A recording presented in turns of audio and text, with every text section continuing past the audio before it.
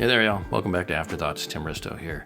If you've been following my channel at all lately, you know that recently I watched the trailer for the upcoming fourth season of the crime drama TV series Vindication.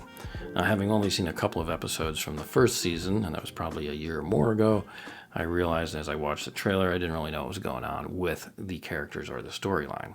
Go figure. But it did look interesting, and I was very intrigued.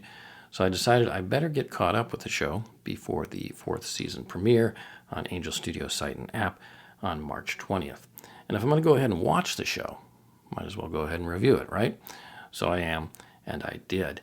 I'm going to review all of the first 3 seasons of episodes leading up to the fourth season premiere, 1 episode per video. So let's get started. Vindication is a crime drama and police procedural TV series, but with a twist. It's faith-based. Under the byline of bringing the truth to light, each episode has its share of moral and ethical complexities that are told through the characters and stories and through the lens of the Christian faith. But it's not preachy. The faith elements are pretty organic to the story, and the issues the show raises are worth wrestling with on a spiritual level. There's also a great deal of subverted expectations going on in each episode. Throughout the series, we follow our main protagonist, Detective Gary Travis, played wonderfully by Todd Terry, who is a criminal investigator in the small town of East Bank, Texas, a suburb of Dallas. We see the investigations through his point of view as he attempts to uncover what is really going on. As the season goes along, we also get to know more and more of Travis's personal life, too. In fact, the series starts out much more episodic and grows into a more character arc-driven show as it progresses. The series premiered back in 2019 with a 10-episode first season. Today I'm reviewing Season 1, Episode 1, titled Alibi. I will be getting into some spoiler territory today, so enter at your own risk. However, I will go ahead and warn you before I reveal the very end of the episode, so you can choose to skip that part of the video if you would prefer. Ready? Let's get into it. The episode opens on shots of a custodian mopping the floor in a hallway. Is she mopping up after a brutal crime? Cleaning up the aftermath of something horrible? A police officer enters the shot leading a man down the hallway, and we come to realize we're at a police station and she's just cleaning the floors. It's these kind of subtle as well as other more direct subverted expectations that go on throughout the episode. Detective Travis, who goes unnamed throughout the episode, enters and says, "I'll take it from here." Personally, I think the custodian is an analogy for Travis, our protagonist, as him being the one that's going to have to clean up the mess in this mystery that we're about to watch unfold. And I have to admire the ability of the filmmakers to take something simple on what was probably a relatively small budget and make the shots meaningful to the stories and the characters, even if the shots appear mundane at first. Or maybe I'm just reading way too much into this, and somebody on set said, "So what are we going to open the episode with?" Well, there's a mop and bucket over here. We'll have someone mopping. We learn that Derek Taylor, the man who's been brought in for questioning, has been involved in an extramarital relationship for several months. We get the sense that from the tension in the scene and Derek's skittish behavior, that something bad has already happened. Otherwise, why bring him in for questioning? But we don't know what it is. Travis begins the interrogation of Derek, and we flash back to a few months prior with Derek working on his car in the garage. We meet Derek's wife, Jamie, and young son. Jamie confronts Derek about text messages he's getting from a woman named Rebecca. The confrontation turns tense and hostile quickly, and Derek becomes immediately defensive. As the episode progresses, there's lots of flashbacks to the events of the past few months and weeks, and cross-cutting between Travis and Derek, heightening the emotions on both of their faces as the interrogation gets more intense.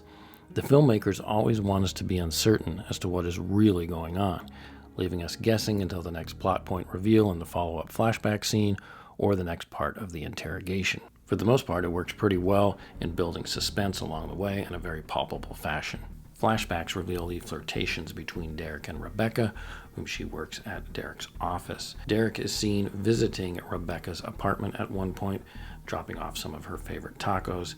A man outside in a car is shown taking pictures of their interactions. Police? Criminal? We don't know. There's also a group of detectives in another room that are monitoring Travis's interrogation of Derek via camera and audio feed. They make an occasional comment or two among themselves throughout the episode, adding to the mystery and subverted expectations. They're really there to lead our thinking down a certain path. Is it the correct one?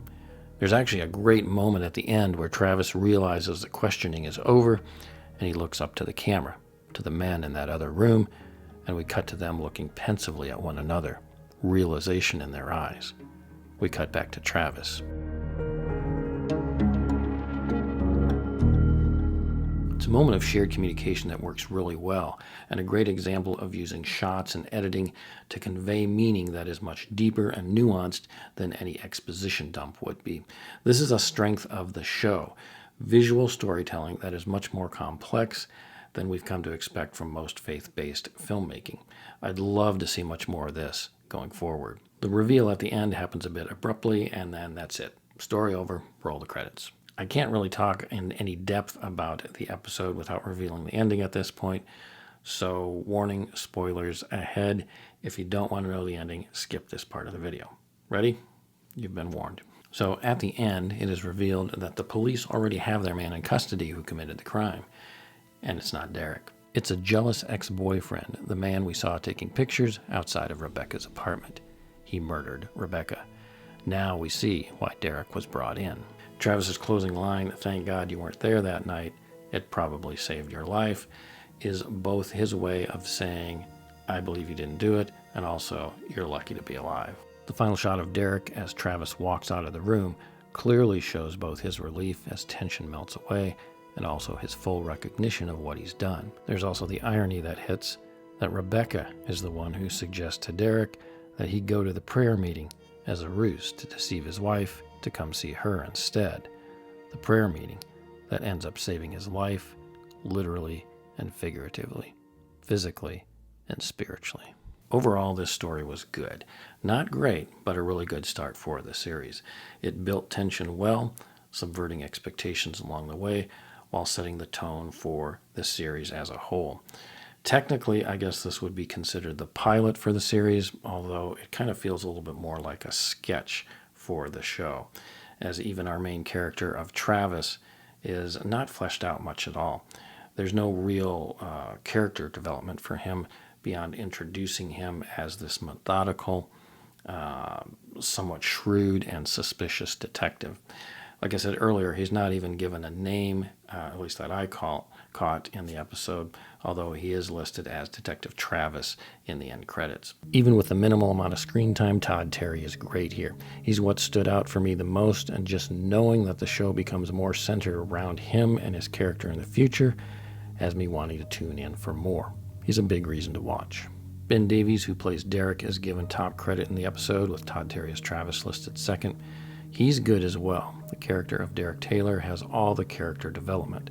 There's some good dramatic moments that develop between he and his wife Jamie that work really well and feel quite powerful, especially at the beginning when he just dismisses her after she confronts him about Rebecca.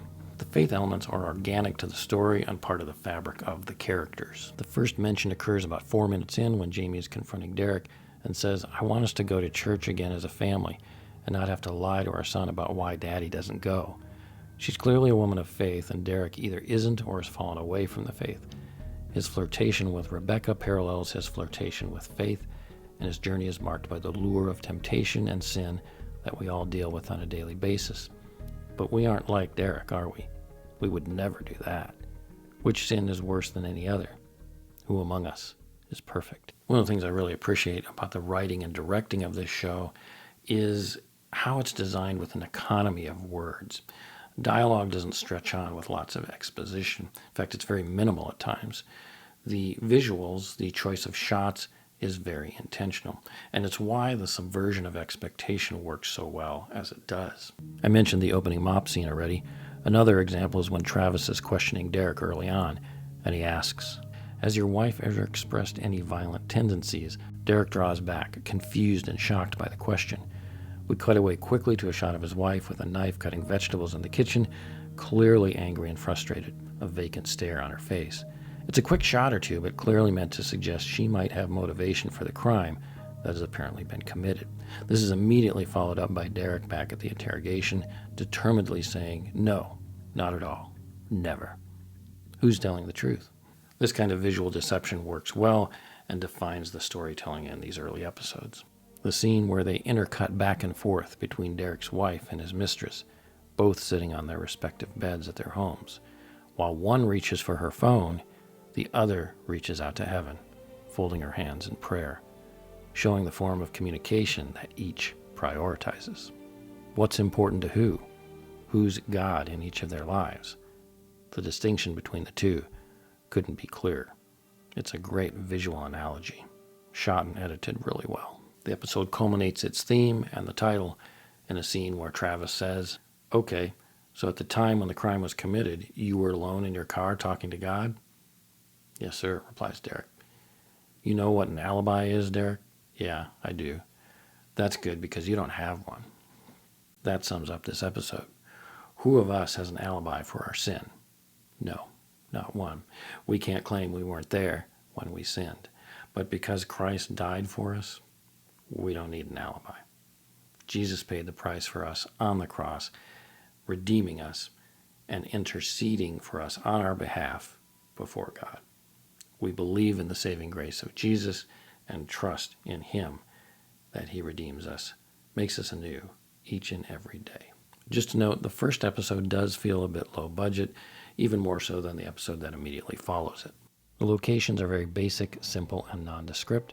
Props are minimal, and while the lighting is moody and dramatic, it's also basic and clinical, which honestly serves the plot and genre just fine. It's meant to look like a gritty crime drama. Director of photography Ron Gonzalez does his best with what he has to work with, using practicals for lighting when possible and some occasional shallow depth of field to attempt to give things a more cinematic feel. I don't know the budget, but it looks like it was small. Series director Jared O'Flaherty keeps things moving along swiftly and the story and characters front and center, bringing the episode in at a nice tight 27-minute running length. I don't feel there was any wasted scenes in here. The music for the episode by Connor S. Watkins and Amanda Duran is tense, even creepy in spots, memorable enough to stay in your brain without distracting you from the storyline going on. For a series beginning, Alibi certainly provides enough drama and tension alongside challenging issues of faith and forgiveness to consider. So, Vindication, Alibi, what did you think of the first episode of this faith-based crime drama TV series? Did it hook you from the start, or did it leave you a bit underwhelmed? Is the topic of forgiveness, even the situation that Derek puts himself in of marital infidelity, one that you can forgive, or is that a level of forgiveness you could never imagine? Let me know your thoughts in the comments down below. Watch for my review of the second episode of Vindication, A Name and Numbers, coming up soon. That's all for now, y'all. Have a great day. Go out and watch some Vindication. You may be pleasantly surprised by it. But remember, above all else, stay in God's Word, y'all. See you next time. Bye-bye.